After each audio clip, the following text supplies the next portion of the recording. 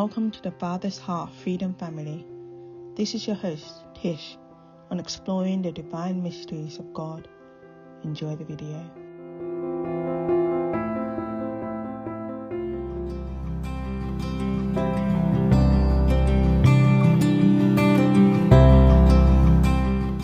Wow, family, welcome to Exploring the Divine Mysteries of God.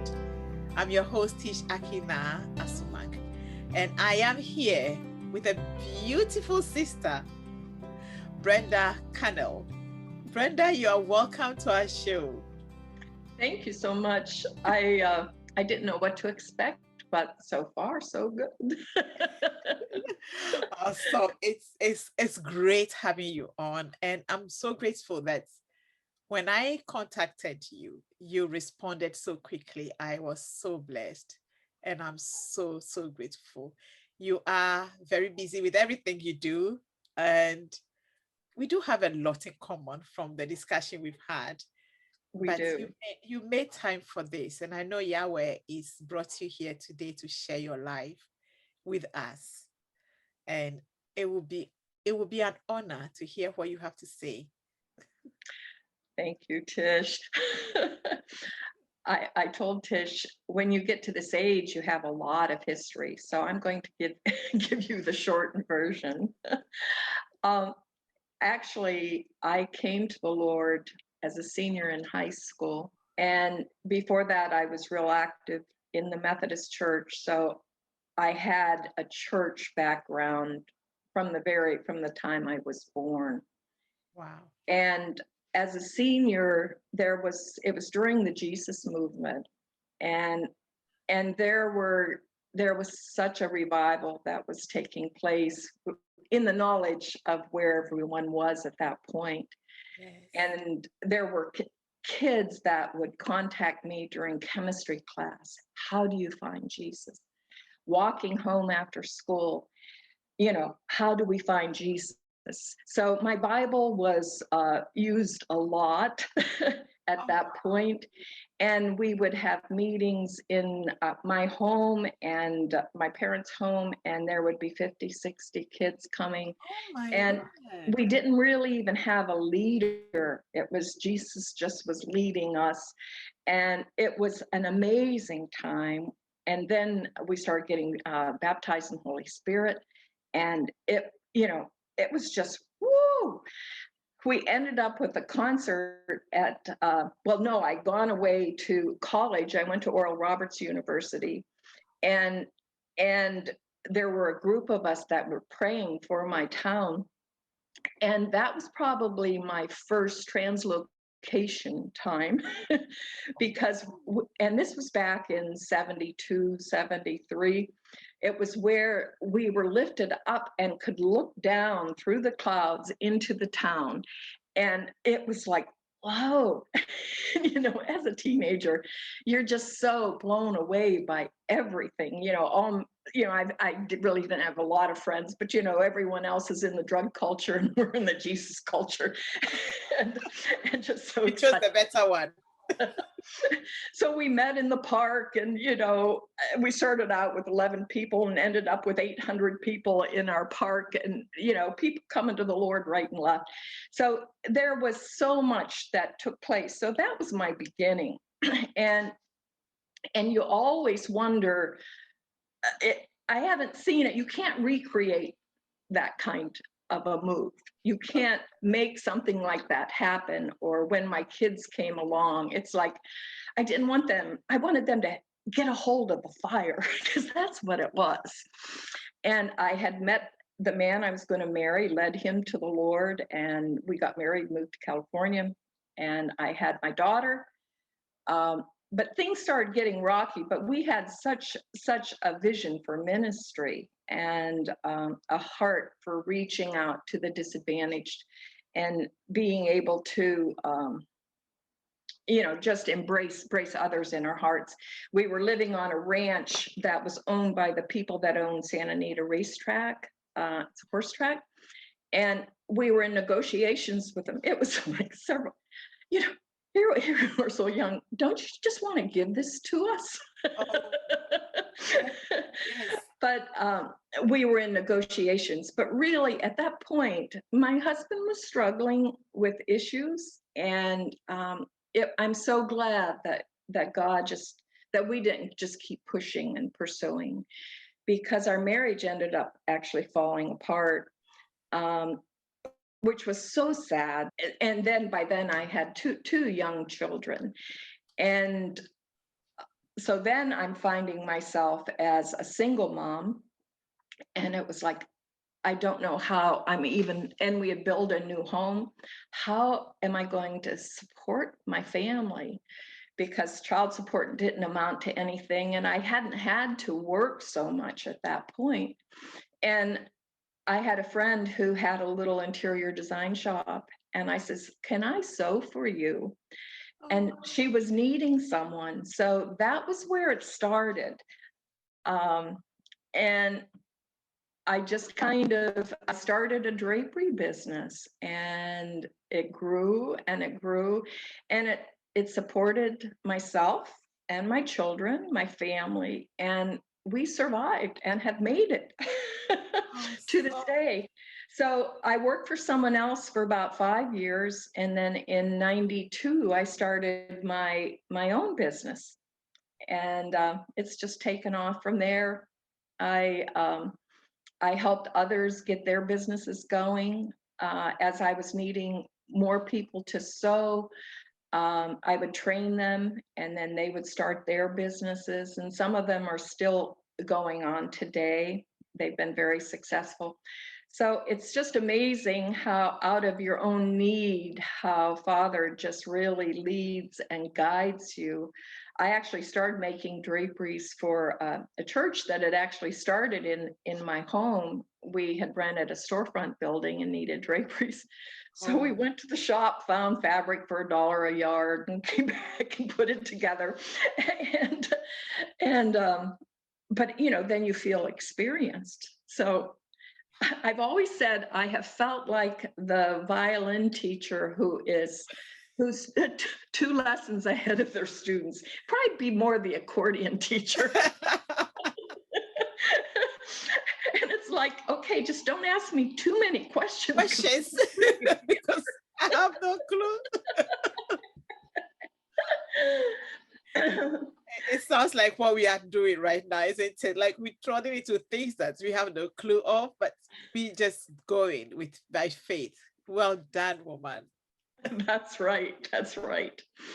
And in this time, I got to know some missionaries down in the Dominican Republic, and was traveling back and forth. Started out doing prayer missions, and then it was, you see the money in missions so often just being poured in, and the people just relying on the missionaries to feed them, to clothe them, to do everything. The missionaries become a funnel for them, and it becomes almost a welfare system where, yes. And my heart was to empower the people to get creative, because I sensed in the land itself there were dreams and visions that were locked up in the very land, and the creativity in the people. And sometimes all you have to do is open a door, and you begin to see a flood, change communities. And I guess that's really where my heart was. So I was going back and forth, and actually their ministry was in a small village. And I decided I was going to do interior design classes for these people. Because, sometimes I would go in and stay at a resort and then go into their villages. And it was like, oh, the disparity between the two is just sad.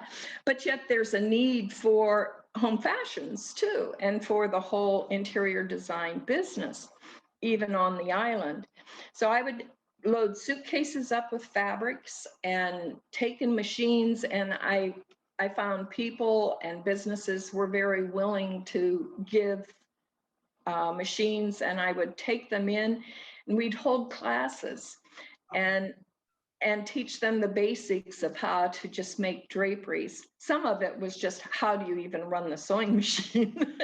I what was interesting, I found the men so often, because they're the ones that are driving the Vespas for the most part. They have that coordination, and the women, they're just like all over the place. Oh, that must be fun. Yeah, so it was just very, very interesting, and having them look at colors and looking at their homes and furniture arrangement and how to make their homes just more beautiful and inviting for their families and for their friends. So I went back and forth quite often at that point, trying to build businesses within them, and then trying to teach business. I guess it would have taken even more effort to actually be there to really see something explode. But I think there's a few that have carried on, and that was always so much fun. And so that's some of what I have done. Now, as far as I've been part of, we had a church start in our home, and I guess my background is where I have been in places and then left, mainly with God. Just I just know that He has led and guided. Sometimes you leave just for healing, because it wasn't a good place, and you're emotionally gone. Yes. and you've needed the healing. Some of it was just personal. So I went from one church to the next, and in that time I got involved in a prayer ministry with Barbara Knight called Whirlwind Ministries, and we traveled the world on prayer journeys. And we would go into different areas and just pray and walk the land. It wasn't so much having contacts and holding crusades or anything like that, but it was on those journeys that we began to have real encounters with angels. We began to see, one time, I guess that has been instrumental for me through the ages. We were in Greece, and we were at Epidaurus, where the Asclepion is, where it was a place of healing. And it was like we were given a cloak of invisibility. That's all I can say. Oh, wow. It's like we're there praying, and no one, it was like people were walking through us. They weren't, but that's what it felt like. And as we were praying, the Lord just really opened up a vision for me. And it was seeing the library room of heaven and seeing all the scrolls in there, and how there were scrolls there for healing. And as they were pulled out, they turned into angels, and you could see them just going out and being delivered. And it was like the trees just giving their oil. You could just sense the oil coming out of the trees.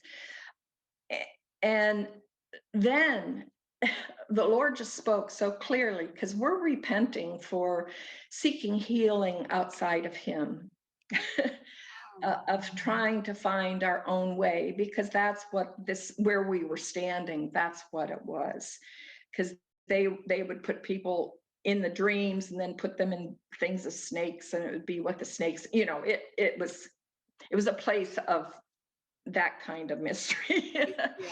But the Lord just spoke so much, and he said, all the how-to books are obsolete and out of date. And it was like, we look at all the, how do you do this? How do you do that? How do you do this? And it was where I could see this stamp just coming down on those books saying out of date, obsolete. And began to look at that a little bit and see how often Father just reveals something wonderful to us, and then we make a pattern out of it. We put the how-to to it. This is how you do it. And He wants it to be face-to-face the whole way. He wants us to go to him, not that he won't use many things around us. And I guess, there's going to be times that, it's going to be frequency, it's going to be this, it's going to be that, but it has to come out of relationship with him and not trying to find just a pattern that you can do it yourself. And in listening to a lot of just the differences between the tree of knowledge and the tree of life. The tree of knowledge all comes out of, it makes us very independent of God. And I've had to look at my own life because I've had to do so much on my own. And, and I've questioned, I don't want to be known as an independent woman, but one that's dependent on him. So I've had to just really look at myself, but it doesn't matter. As soon as I start hearing these are the steps, 1, 2, 3, 4, 5, it's like I go, ooh, just to be careful. And it's like, it's okay to read them, but you have to have that relationship with Father first and hear from him and go from there. So that was probably a major turning point. I often look back on my life and go, where are the places where it was really instrumental? Another place was, it was with the John Crowder conference. Oh my word. This is the speaker, and it goes back many, many years, but it was like it was the freedom from religion and beginning to attack those sacred cows. And so, those things started coming down. And then recently I was at a Mike Parsons conference down in Greenville. And I remember him saying that when you're judged innocent. Yes. And that broke me. It broke me because I think it broke so much of the religious system off of me, because before that, I was a good church girl. If I got to feeling bad about myself, I would self-flagellate and volunteer for more and more and more and more, until, I'm leading worship, I'm doing Bible studies, I'm doing this and this, and got involved in all the activity. And to come from that life to where I am today, it's like, there's peace. I can breathe, and I'm free, and I'm innocent. That is so true. That is so true. So that's, there's so many stories that I could tell, but those are just some real major defining points. And the last church, I hate to talk about leaving churches, but I think we all have that in our background. The last church I left, and this was not the last one I talked to you about, the Lord really spoke to me and said, would you be willing to leave and separate yourself? And it was like, I don't even know what that means. And I talked to my pastor, and I don't know that he knew what it meant. But I did. And, there were no hard feelings, no nothing. There was just blessings and honor the whole way. And Father just said, I want you to learn my hand of restraint and constraint, that everything that is good isn't right for you. Everything that is good isn't right for you. Well, it was in the sense of going to this conference, going to this teacher, doing this, doing that. It was all the doings. And it was good in the old framework. Yes. For clarification. And he, and it would be such clear no's. No, I want you just to to come to me, come to me. It was that calling into his heart, into his secret place, and not trying to find it on the outside. Oh, wow. I So, there's so much power on what you are sharing. And I don't know if you feel his presence, but his presence is all over what you are sharing.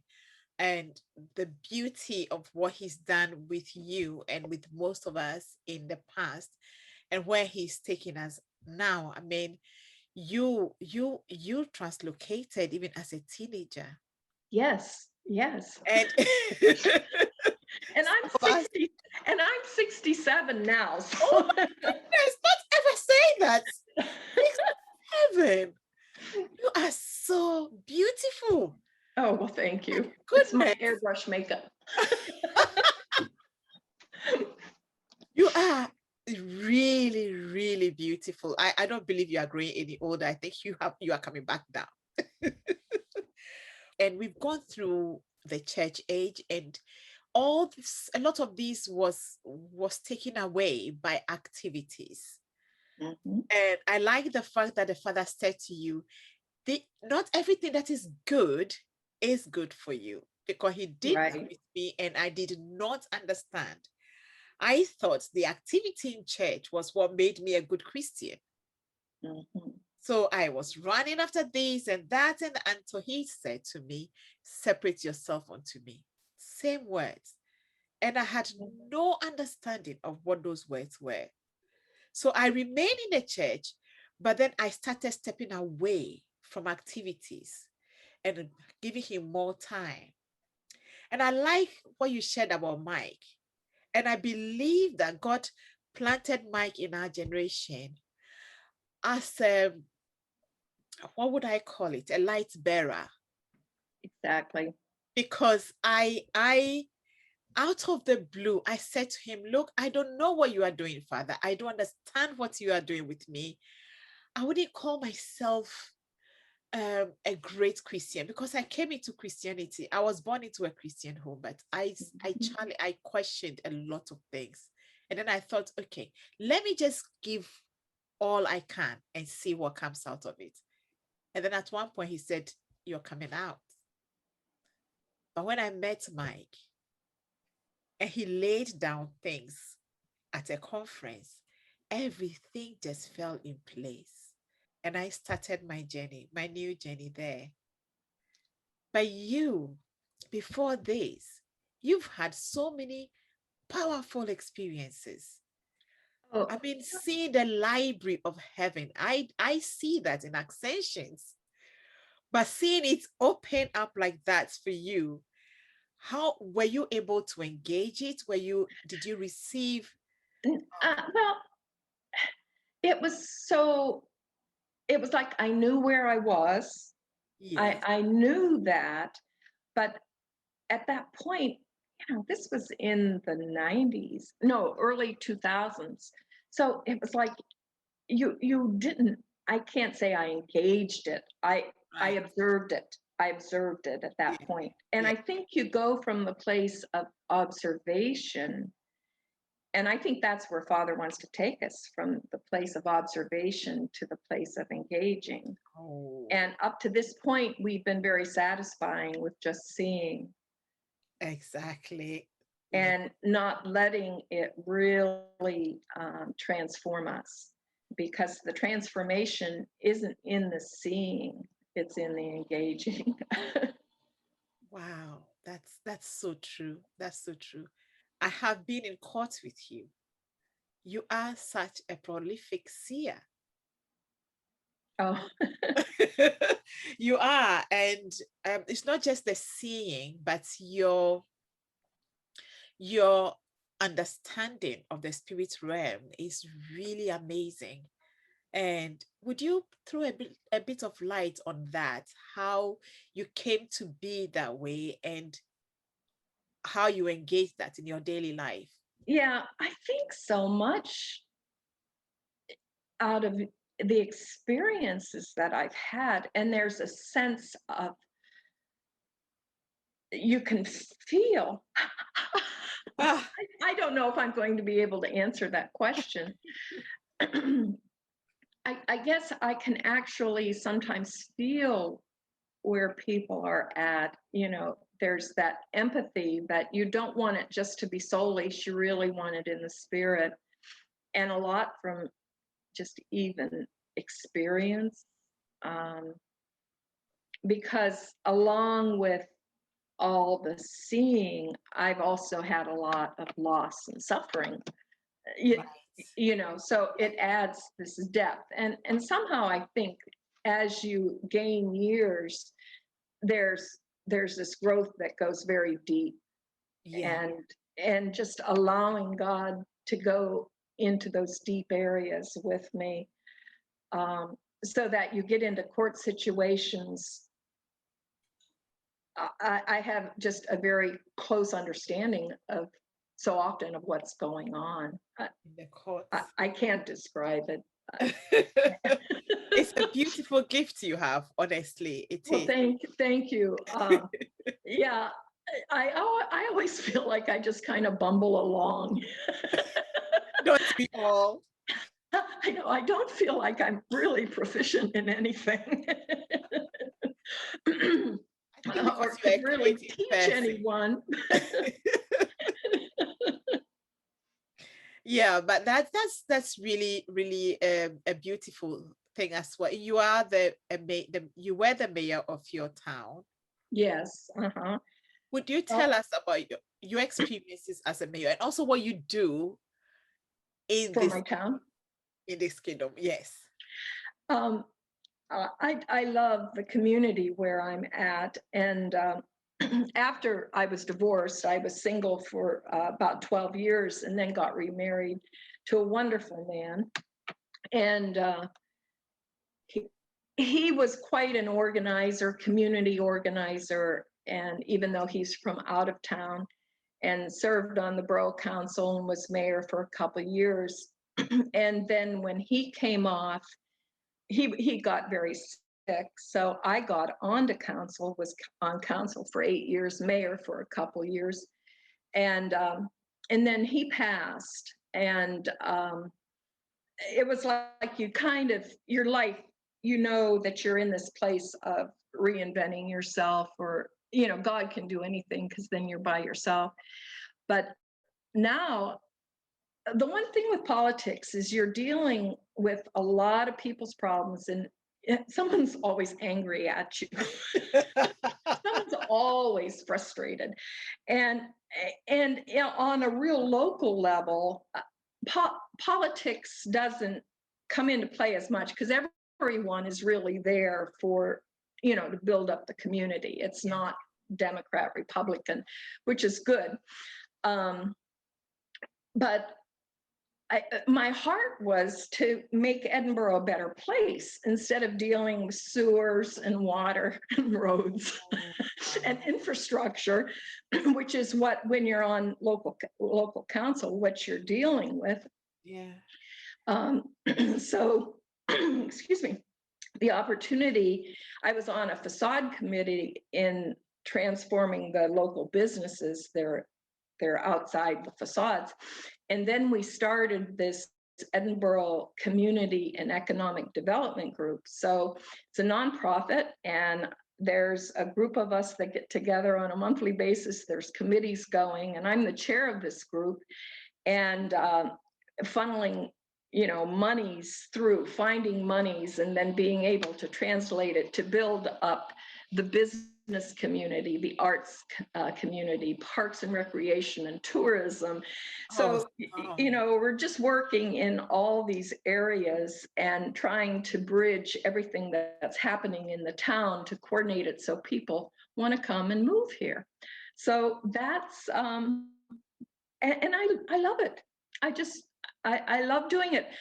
It's not Christian in that sense. It's people from all walks, from the university, bankers and business owners, and there is such energy in this group. And I just go, I think this is part of my church. Yes. Yes. I believe so too. And it actually sounds like the way forward for most of us, because fathers seem to be bringing people together, engaging them in community and oneness. There's something happening that we don't seem to, there's no structure to it per se. And it sounds like what you are doing with the families, with young people, with mothers, with fathers, is what the Father actually is calling us to do in this time. Right. And even though you won't call it a ministry, it is like you are in the marketplace with what you've got. It's life. It is life.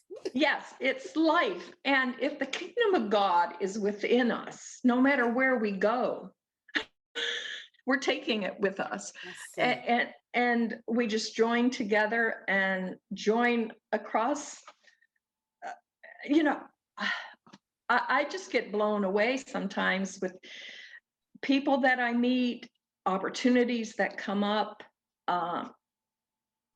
places of honor, places of dishonor, kind of been through the whole thing. Yeah. Presidents of universities come to my home.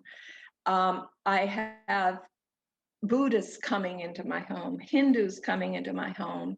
There's homosexuals that come into my home.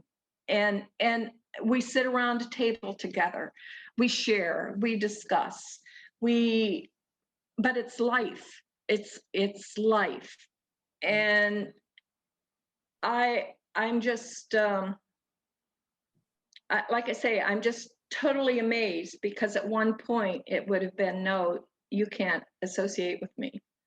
See, I was very legalistic. So, to be able to see that and to be able to reach out and know that I've got Muslim friends, I've got, friends in every genre.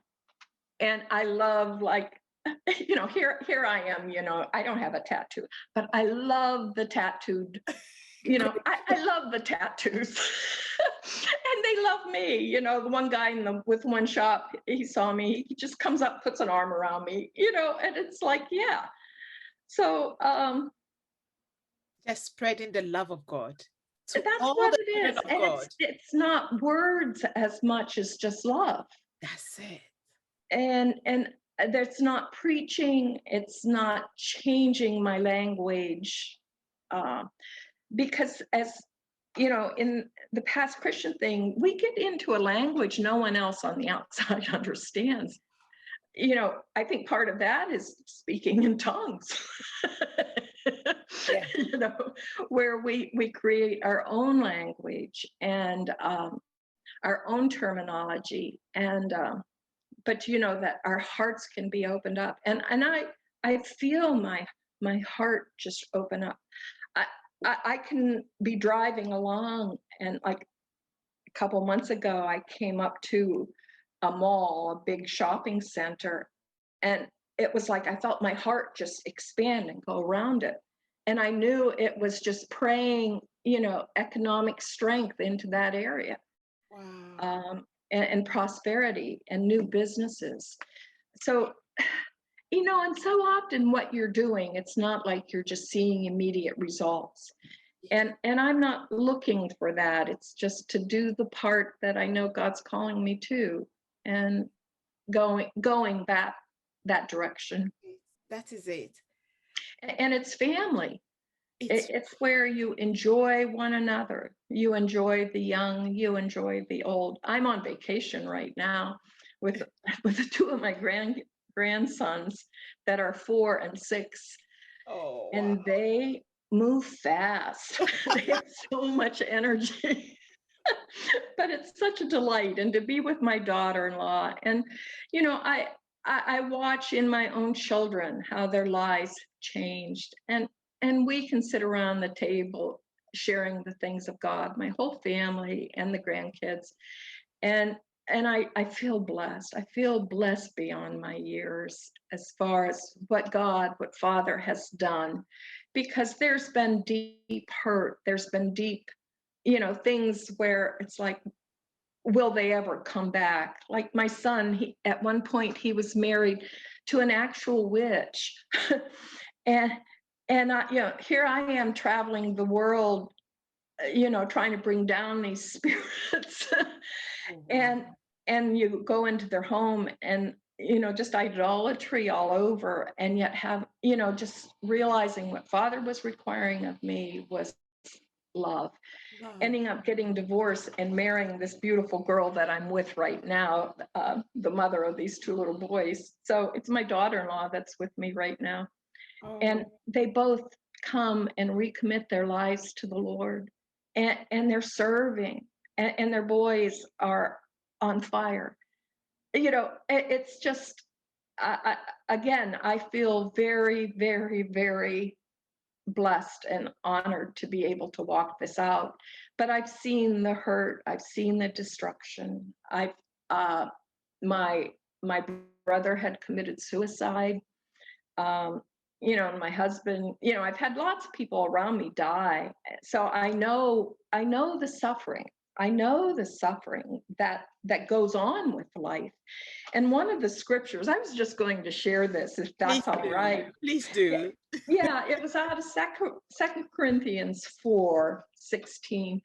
And this scripture I was kind of walking through at the time that my brother was laying in the hospital. My husband and I lost our brothers the same day. And what it was therefore we do not lose heart, even though our outward man is perishing, yet the inward man is being renewed day by day.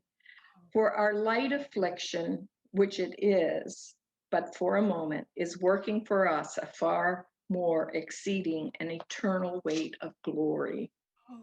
While we do not look at the things which are seen, but at the things which are not seen. For the things which are seen are temporary, but the things which are not seen are eternal. And I think that opened up that invisible world that much greater. And how, even though there's suffering in our lives on a day-to-day basis often, to me, I began to see it as a threshold into eternal glory. There's something that it does. It pushes you into this place of seeing the hand of God and the glory of God, that far outweighs any kind of pain that you're going through at this point. So that scripture, I would say, and those words I walked through. And I've been able to minister those to people that are in the place of feeling so desperate, or that they can't make it another day. That there's gold. There's gold there. There is real gold. And maybe that's what helps in the court, when I'm in court, because of the depth of that, and knowing that it's like a threshold. You just walk through it. And you think of Jesus, for the joy set before him, he endured the cross. There's this place of, you find joy in the midst of all this. And that, you can be sad, you can mourn, but there is joy. Joy comes in the morning. Wow. It feels like a door of mystery that you just step into. And no matter how painful it is, just look for the hidden gem in that place. Right. And it doesn't have to take pain, but to take those things that are hard to walk through, and turn them into a door. That's really what it is. Yeah. You're right, Tish. This is very significant because as we are walking this path, I know that Father brings things up that we need to deal with in ourselves. And what I have come to realize is that everything that he highlights for us he walks through it with us. Yes. And there is always a treasure in it for us. Mm-hmm. By the time we are done with the healing and everything, we get into a new place with him. And it's always really, really beautiful. So beautiful. Yeah. It is. What would you say to somebody who may be struggling to take a step into this mystery, world of mystery and beauty? To me, it's just, you have to just take the step. You take the step. And so often what I'm seeing is, as you put your foot down, there's road there, or there's something to hold you up. But so often it feels like, and I'll tell you, in my journey, part of it, people would say, well, that sounds like the enemy. Is it God or is it the enemy? And I found all I could say is yes. Yes. I don't know, except this is where I feel like I'm going, but it can look very contrary. And so often it's a place where not everyone is going to be coming with you. You're having to take that step. You're very blessed if there's a group of you that can go together. My experience was so often, if you were on this journey by yourself, would you keep going? And I go, yes. And it's just saying yes over and over and over again, taking that step, and you'll find your footing. You can't always see it, but it's there. You saying this because you hear the Lord so clearly, don't you? Mm-hmm. You do. And that is the key. Right. Thank you so much. Good. He's so good. He's so good. I mean, if we have to strive for anything, that is what we should strive for, that we are able to hear him. Right. Right. And you don't know where you're going to end up, and it may not look like anything that you would expect it to look like. Yes. And it's an adventure. It's beautiful. I would say go for it. That's it. Don't hold back. Yes. Yeah, you find new joy, new freedom, just to know you're innocent. It's the performance. You don't have to perform. You don't have to measure up to someone else's standards. Yeah. You get it from him. Yes. And you are free in him. So free. Thank you so much, Brenda, for coming. We have had a good time with you, and I hope everyone at home listening to Brenda, I hope you are blessed. I have been blessed, and the Spirit of God is all over this place, and I'm so grateful that you made time for this. God bless you. And my delight. I love to share.